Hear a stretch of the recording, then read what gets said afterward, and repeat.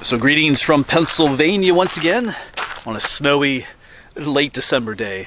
We are here in Michaux State Forest, here in, I believe we're in Cumberland County. Of course, earlier today we were just down in Pine Grove Furnace State Park doing some hiking, looking for some ruins. But we're currently at the site of what's called Camp Michaux. There's a number of things happened here, but most interesting of which is an old World War II interrogation camp was located in these woods. It was a secret spot. So we're going to revisit this location with some more information.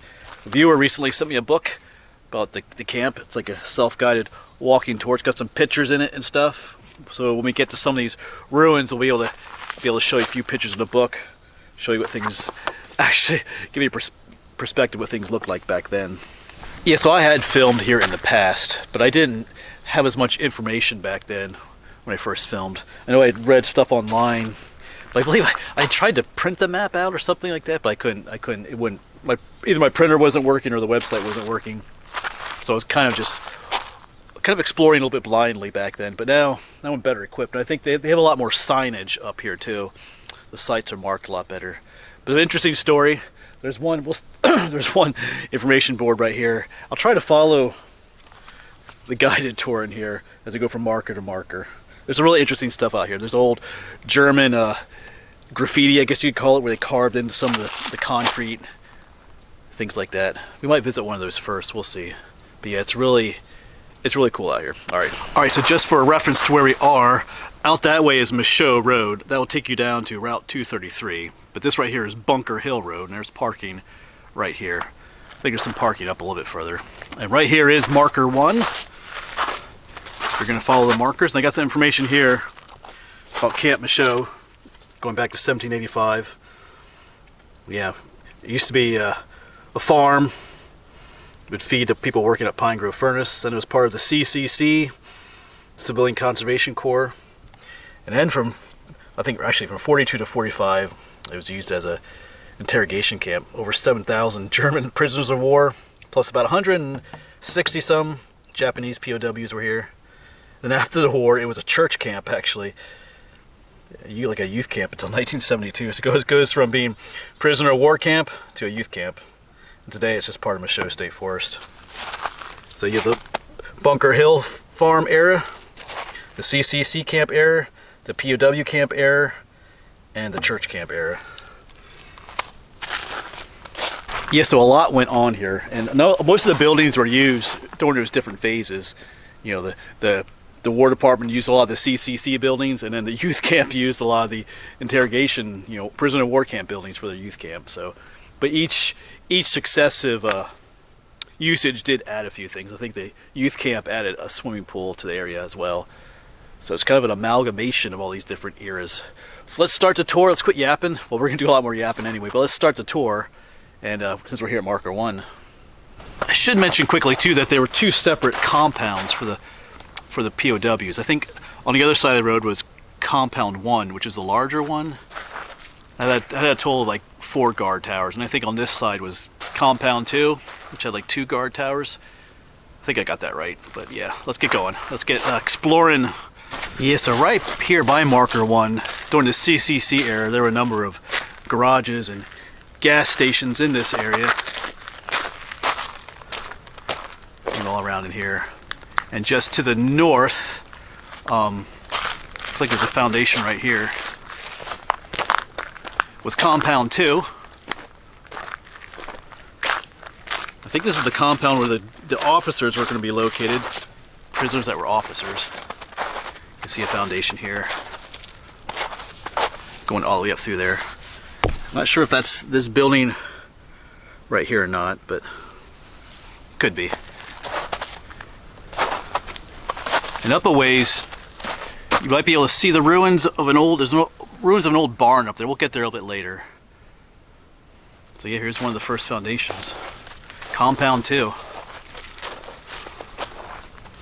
Alright, so we're gonna head up this trail. You see Marker 2. And having a look at the map again, I believe what we saw earlier were just the foundations of some garages, actually. I think Compound 2 is just a little bit further up. But yeah, check it out, there's some more stuff up here. Yeah, the first time I was here, I didn't explore this side of the road at all.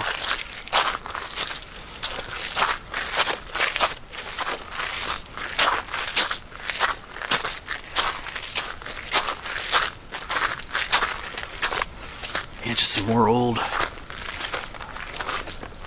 foundations out here.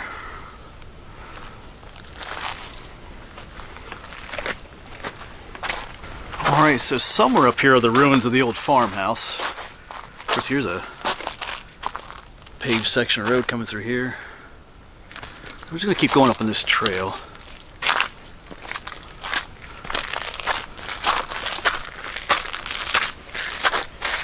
Yeah, because over that way is the ruins of the barn. I'm not sure if you can make it out through the trees there a little bit. We'll get there eventually.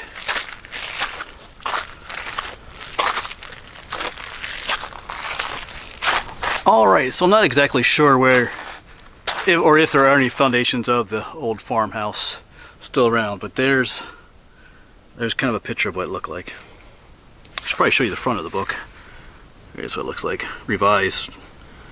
Alright, but we're on a location, we're now, it's called Vesper Hill, where marker 3 is. And Vesper Hill is where the church camp held their outdoor church services. So there's a picture of it right there, so that's kind of cool. So that's right here. That's what it looks like today. It's kind of interesting. It's all, I don't even know it anymore. Alright, but we're actually going to head down to the remains of the barn. And I think there's some of the foundations of some of the guard towers are down there too. Alright, let's head down there. And of course you gotta remember that these buildings all refer to different time periods. You know, the farmhouse dates back to the first era of this place, but the farmhouse was used by both the CCC, the World War II era POW camp, and the church camp.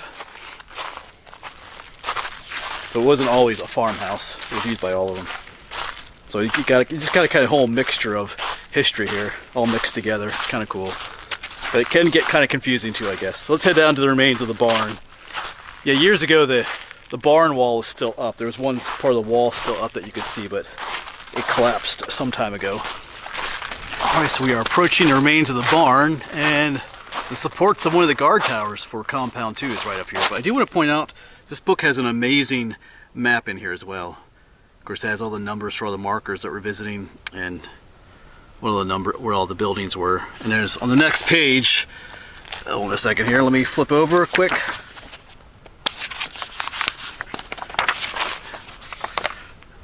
Yeah, on the next page it tells you what all the buildings were during each time era. So if this interests you, this book is a must-have. And right up here you can see the supports. Right here's marker 4. One of the guard towers was here. Right here's the supports for it. I think Compound 2 is more that way a little bit, but yeah. Relic of history here. And just in this area here was another garage that housed horses during that time era. Yep, there's what's left of the barn wall. Yeah, the book said in 2016 this wall collapsed.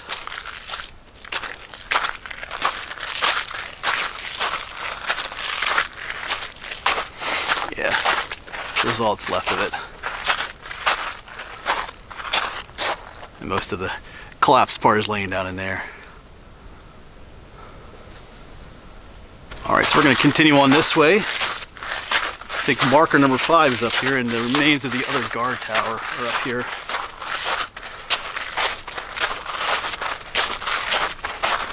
Yeah, here's some information about it. There's another picture of the old farmhouse. That's what the barn used to look like. And that's all that was left. And now this is all that's left. So yeah. Some more information if you want to pause the video and read that. It talks about the early days of the farm. And then just by the other parking lot, just up from the barn, are the remains of the second guard tower for Compound 2. There's one of the supports. Not sure. Oh yeah, here's the other one. You just barely see it down there. The other two are underneath the road here, underneath Michaux Road. So, yeah, there's ruins everywhere. I mean, right here's foundations. Kind of getting off track here. Right there's a foundation. Up here's something. It's a big piece of concrete there. All right, I gotta find marker 5. I'm getting distracted. So yeah, I think marker 5 is right by the gate here. So here's marker 5. Apparently there were some old log cabins in this area that were used for several different purposes, housing some of the workers and officers that worked here. I guess this road here was part of the outer security, you know, perimeter. So I'm wondering if, the book doesn't really say what this was here. Maybe I missed it. Maybe like a gatehouse or something. Maybe there was a gate here. There was someone in there. Who knows? We're gonna head down the road now to marker 6. There's trails all over the place through here. But I'm gonna try and follow the book as best I can. It's difficult for me because I'm the wandering woodsman. I tend to wander. And sometimes it's good to follow directions. So we're gonna walk down the road, find marker 6. Yeah, it is honestly difficult for me to follow directions like in a book sometimes, because I see trails and things I want to go that way, but you know, the book is forcing me to go down this way. But that's not a bad thing. I'm trying to go in order of the markers rather than a book. Try to stay a little bit organized. So here's marker 6, covered in snow. Yeah, this is the site of CC Camp S51, and then up in here, I guess it was a parking lot. There's some old wooden posts in there, but this is kind of what it would look like back then. It shows a picture here in the book. Like when they first came here, they just had tents and stuff, but later on they built a number of the structures that were here. But now we're gonna head down to marker 7, kind of down at the official entrance of the camp. You can see one of the foundations up here. It is right across from Bunker Hill Road where we parked. See Naomi over there? Yeah, right in there are some foundations.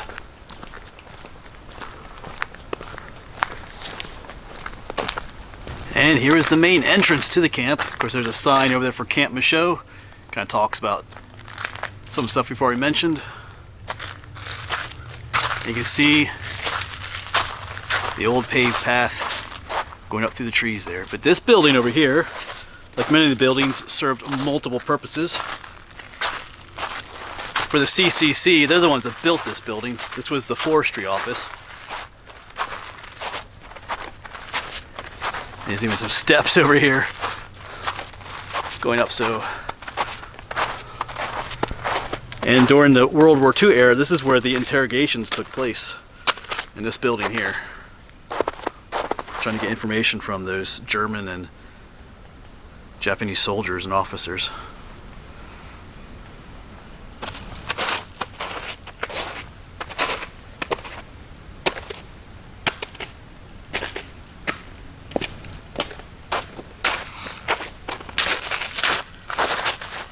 Yeah, and then during the period of the church camp, the youth camp, this building is used to house, you know, the leaders, the youth leaders that stayed here.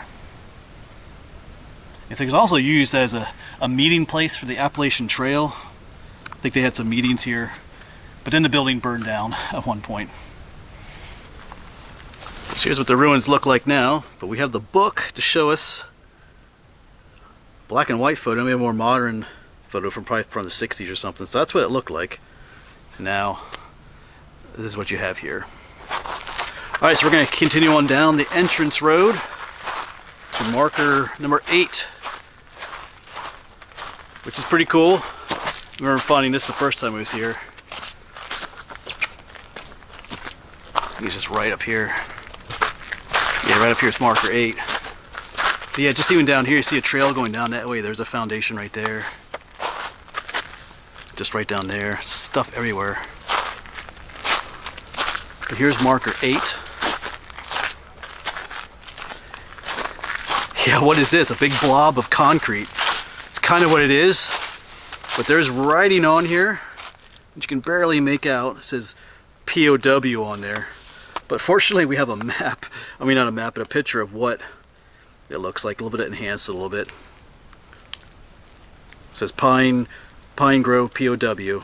Has the dates of operation on there, April of 43 when it started. But this is what it looks like now. Alright, so now we're going to continue on down this avenue to marker 9. There's some cool stuff up here too. There's an old fountain made by the CC up here. That's still intact, completely intact.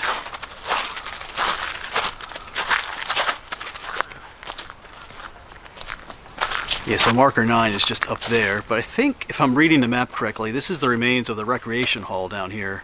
Kind of see a foundation in this area. I think over here you had some barracks for the staff to stay at. You can see some foundations. The cool fountain is just up there. Actually, I guess we'll just continue on.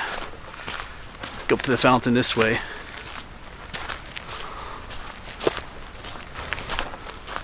Yeah, up ahead is the fountain. Yeah, just foundations everywhere.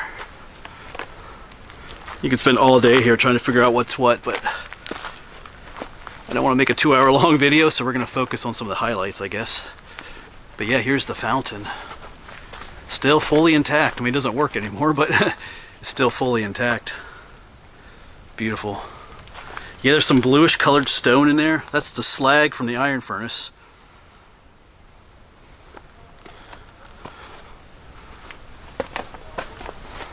Oh yeah, there's the remains of another guard tower up there. You see those 4 concrete bases.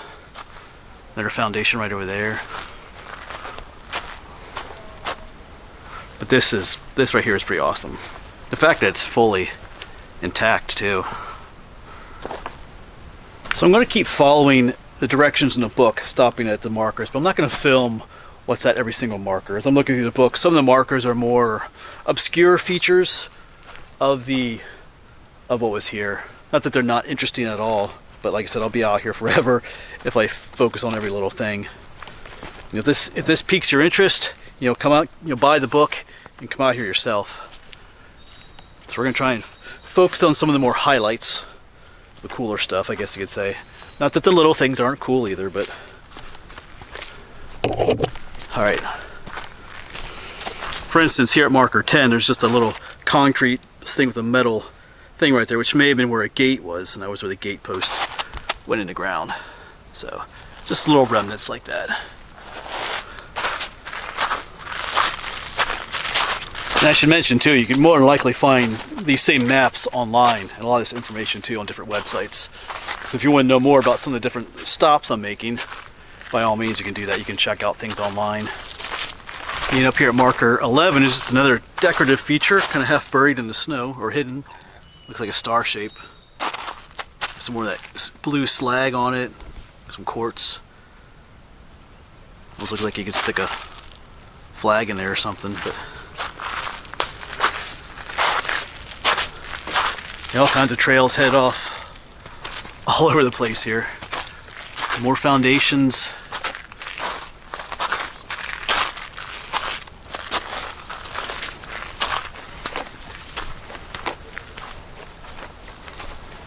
Well, I think I took a wrong turn from the directions in the book, but check this out. Looks like water came in from there.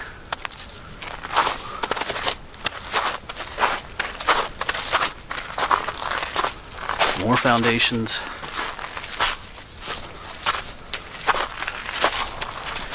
Alright, I see a marker up there. I'll figure out where I am here.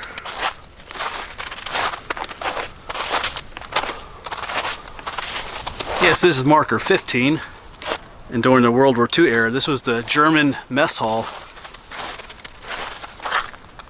So it's kind of interesting. You have German prisoners of war eating in here. Got deer tracks in here. So where prisoners used to eat, now you have deer running through here. I think that has something to do with the kitchen right there.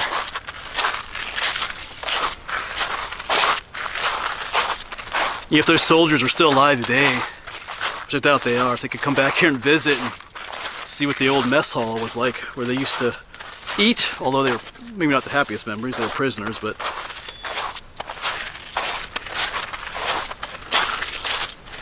believe marker number 16 is right up here then. Yeah, marker 16. This is where one of the barracks was that held the German prisoners. You can see the foundation here.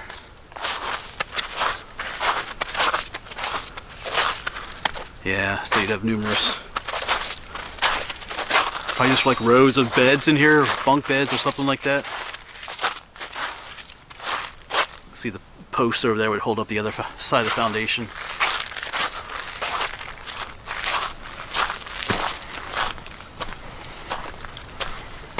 All right, so since I've already messed up the order of things, the markers and stuff, I'm just gonna keep following the trails and coming to the markers when I come to them, different foundations. You have the book. I mean, the marker, it says what the markers are in here, so I tried to follow directions, but in the end, I ended up just doing it my own way anyway, just kind of wandering about.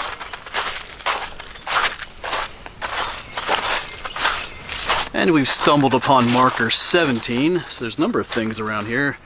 Supposedly the bath house, what they call the latrine, or the bathroom, are down this way. So maybe here's a foundation.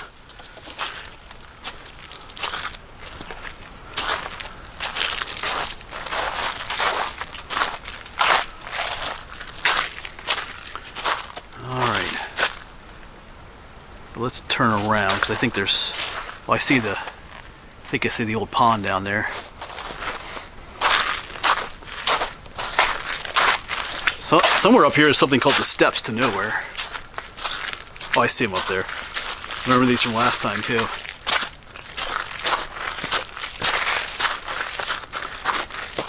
Yeah, here's a base of something. I think the book calls it, there's a pavilion here.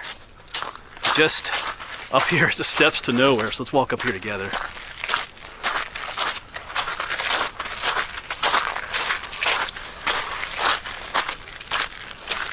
Yeah. Steps to Nowhere. This kind of lead up to nothing. So they were built by the CCC. I guess the church used them. I guess campers would pose here for pictures back in the day. Well, we will say farewell to the Steps to Nowhere and just continue down this way. And to be honest, if you just follow the trails are pretty clear. Even here in the snow, it's pretty easy to follow where people are going. You'll come to the different markers bit by bit. So right down there is marker 17 again. We're just going to kind of head down that way.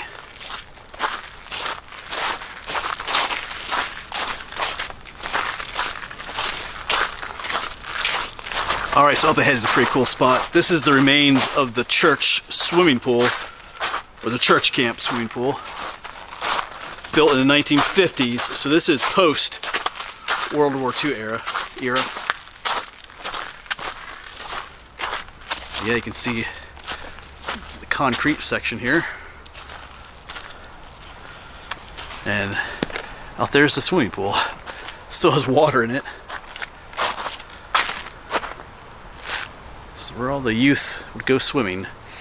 There is the remains of a reservoir down below, which I think we'll go to, which they used to use for recreational purposes. And I should mention too that out that way to the west was where a number of other barracks were for the German soldiers, and where they were starting to put some of the Japanese prisoners out there too. But then that came to an end as the war ended. Remember this down here too. There's what used to be steps going down here.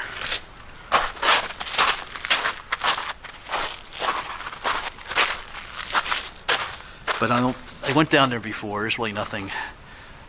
Well, that's pretty muddy. I'm not going down there today. Why not come back up? But you can hear my voice echoing in there. I feel like I remember when it was filled with water down there. Alright, but here's, what's this over here? Just some other feature over here. Something to do with the pool, probably. Alright, so now we're going to try and find the remnants of a dam. I think there are several dams down here, along what's called Tom's Run, if we can find them. There's some of that graffiti down here, German POW writing into concrete. because they're the ones that built. A lot of times the prisoners are the ones that built some of the things that were here. Not everything. All right, let's see if we can find those things. Looks like we're headed back down to the main entrance road. Just everywhere there's all kinds of stuff. Like, here's another little foundation looking thing. Not really sure what that is.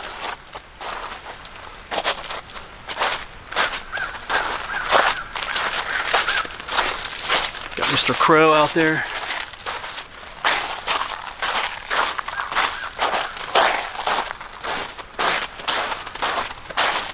Yeah, so I can see the old reservoir down there. You see some straight lines. Those are some of the dams and some of the diversion, I guess to say, to make Tom's Creek go into here. We'll get down there in a moment, but let's, I think there's some stuff further up if I remember. Let's head this way. Oh cool, like there's an old culvert. Water coming out.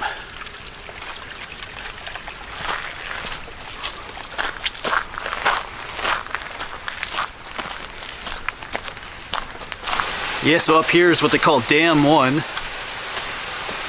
on Tom's Run. Little footbridge, slushy and icy. Yeah. Oh, and this was a bridge right here for that perimeter road that we mentioned earlier that went around the camp.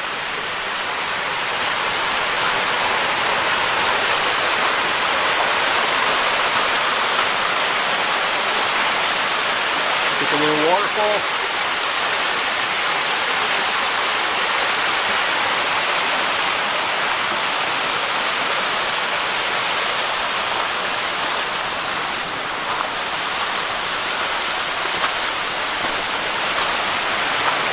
And they would use this water for drinking water for the camp. And somewhere up here is some German graffiti, I guess you'd call it. Remember I saw it last time I was here. Let's see if we can find it. It's like in this concrete. Oh boy, I'm not sure. Is this it? Oh yeah, right here. I think this is it right here. It just has a date. But they mention it here in the book too. Yeah, PW 22/545, indicating work was done on the reservoir by German prisoners. Yeah, so a German prisoner. Yeah, there's the PW. Cool. Yeah, so just take a moment to consider that. Back in 1945, a German prisoner of war was at this spot right here. He was probably working on the concrete here, and he put his name in there as the concrete was being made. When it's still soft, you know, he used his finger. Kind of wonder what he was thinking, you know. Far from home. Anyway, kind of interesting. Not something you would think you would find out here in the middle of the woods, but it's here. Just looking back at this little reservoir type area. Right there's our waterfall. But we're gonna head back up the trail. There's the second dam up here that was used as a recreation area for a while. Let's get up that way. I don't know if we can go this way. I guess we'll cross over again. Alright, so we're heading back to that area that I pointed out a little bit earlier, where the other like reservoir type area was, or what they call the second dam. I think it's pretty cool down there. I think there's remains of a pump house and this whole diversion area where they diverted Tom's Run into that little reservoir, I guess you'd call it. It's not really a reservoir, but watery area. Get down here is that other, I'm just gonna call it a reservoir. But I think they used it as a swimming area too, because you can see, looks like the remains of some steps that would have gone down. And here's the channel. I guess it's brought water to the area. Somewhere around here there's an information board telling you a bit more. I think the ruins of the pump house are on the other side over there too. Just looking at it from this side, that diversion channel was all the way up there. So Tom's Run used to run into there and come into here. I think recently they just kind of cut that off. They returned the creek to its normal flow. All right, but I gotta find a way to get. I guess we can get over there to those ruins up there. One of those has got to be the pump house. Oh, I see the information board up there. Let's get up there. Yeah, so here they have an information board. There you can see the church camp pond, they call it. Of course, you can read some of that if you want. But there's another view of it. Everybody's jumping into it up there. Black and white photo. Yeah, there's the diversion channel, which no longer carries the flow of Tom's Creek.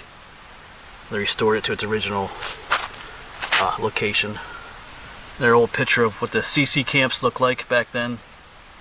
All those foundations we're seeing out there, that's what the buildings look like that were on them. Alright, pretty cool.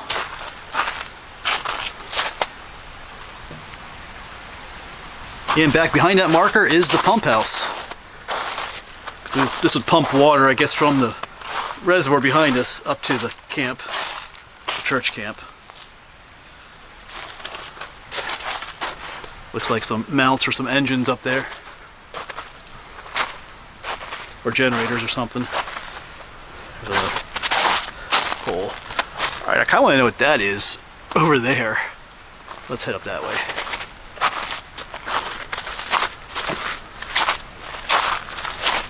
Alright, so I'm checking the map and the markers. I believe this is the incinerator.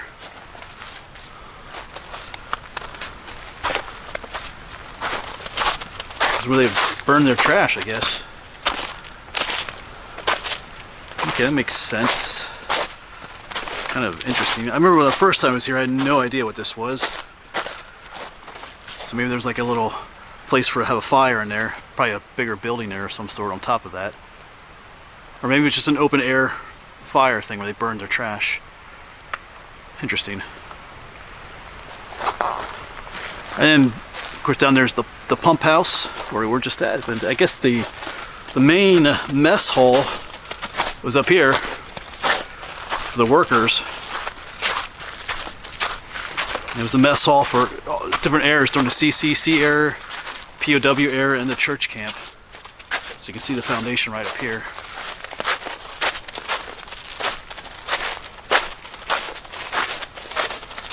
I remember this one from last time. One of the larger foundations still here. So there's looking at it now. There's looking at it back in the day there. Picture of what it used to look like.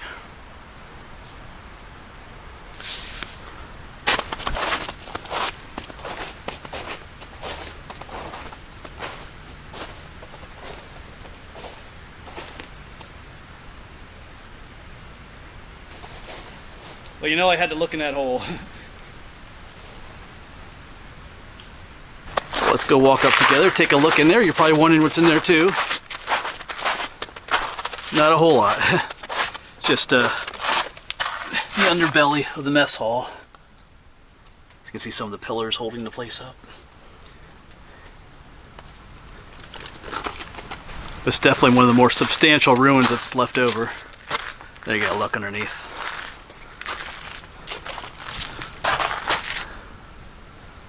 If you need a place to stay dry, you can go under there.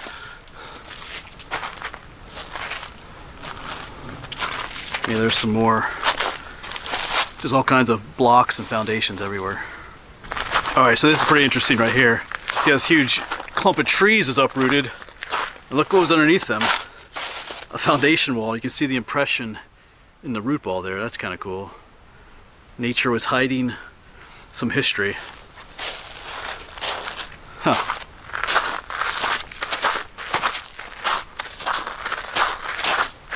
Man, just up a ways is marker 22. This must be the base of the flagpole up here.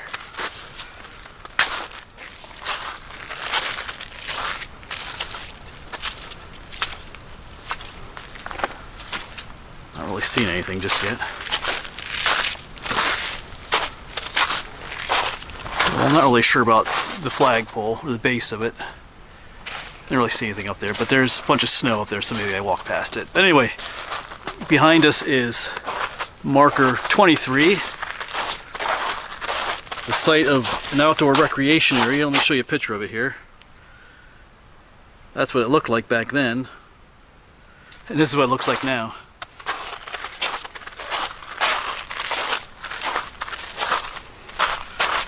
Quite a difference. So like I said, I'm not filming every foundation. Like, it ended up being a 2-hour video. I'm not sure how long this is getting already, but you know, like it's everywhere you look, you see remnants of foundations and stuff. Some are mentioned in the book and some are not. I do apologize for not following the plan that was in the book, the self-guided. I'm not very good at self-guided walking tours, I guess. I just get distracted and have to go my own way. But even over here, there's more foundations. But I want to head to one more location that's just down the road a little bit. There's a bridge down here that had some German graffiti on it too, if we can call it that. Not sure if it's still there. I heard they did some work on that bridge. So we're going to just double check, because when I was here years ago, I was able to find it. But we'll see. Alright, so here we are back at the main entrance to the camp. There's those foundations there we filmed earlier, where this was the interrogation room. But we're going to take a right down this road. Of course, we parked just across the way there. It's just Naomi now over there. Like I said, there's a bridge down here at the bottom of this hill. A little ways down there. Let's see if that German writing is still down there. It'd be similar to the other one where it's just where it's like, you know, they used their finger or something to carve into the concrete. I guess you'd say when it was soft. Yeah, so here's the bridge across the creek. I feel like remember the writing was on this side, but let's see if we can get to it. I know it's pretty wet and slippery here. All right, I think if we go down here, if I remember correctly, without sliding into the creek.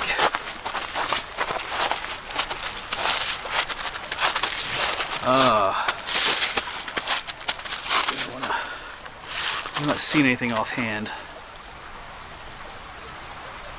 Okay, so actually I do see it's right in the corner. Let me try to zoom in on it because I can't really get close to it without getting wet. We can make that out there. I see a date of 45 there. Some other numbers.